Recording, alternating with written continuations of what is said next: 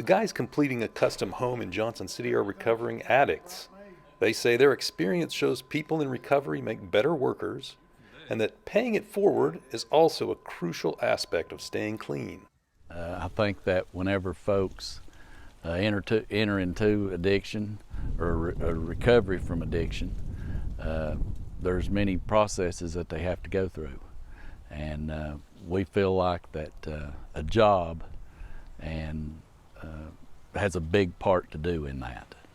If I get someone that is working a recovery program, you know, they're more dependable, trustworthy than, you know, in 23 years than I've ever had previously.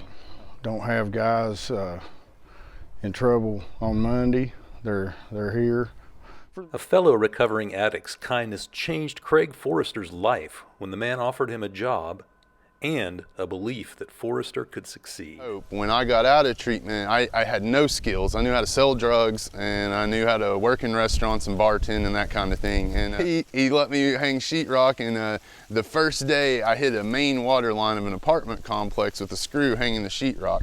Well, it floods the bathroom, and they have to cut the water off for the entire apartment complex. I just thought I was a failure. I couldn't do sobriety right, I couldn't do life right, and I went home and I felt like I was 2 inches tall. And he called me that night and he asked me what time I was going to be there in the morning, and he showed me a level of kindness and grace that doesn't happen in the drug world, and he showed me how to have empathy and love for someone.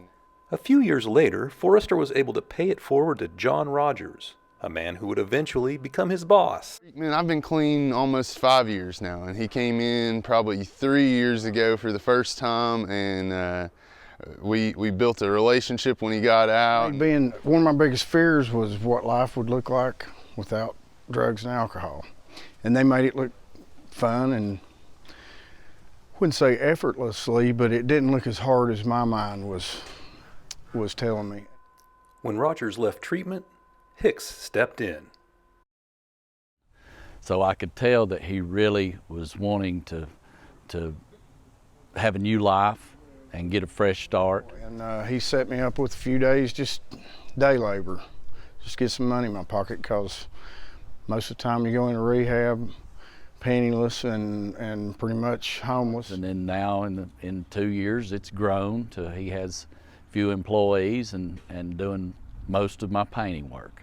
It's pretty cool, man. It's pretty cool to watch him grow and get his business back, and try to help facilitate that and wrestle around these other knuckleheads some. These men's greatest joy today comes from helping others who are at earlier stages of their recovery. 17 years ago, whenever I started recovery, I was blessed to be able to have folks that cared about me and loved on me. And all the guys that work for me now, they're very involved in going back and giving back to the recovery community, trying to help guys that are one day sober.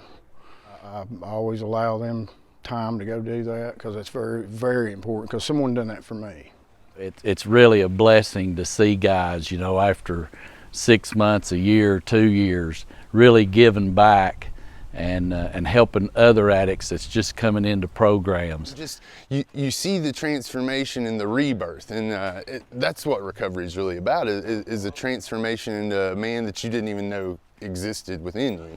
And to get to play a small or integral part in that, there's nothing better on the planet. There's no heroin, there's no oxys, there's nothing that compares to that.